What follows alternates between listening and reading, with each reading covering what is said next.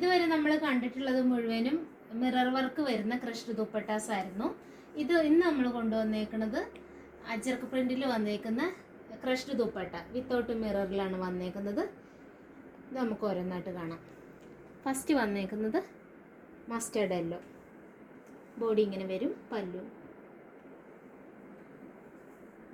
Next colour maroon colour. Next blue.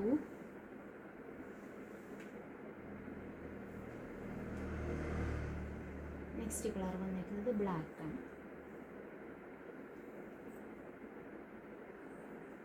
Wine colour.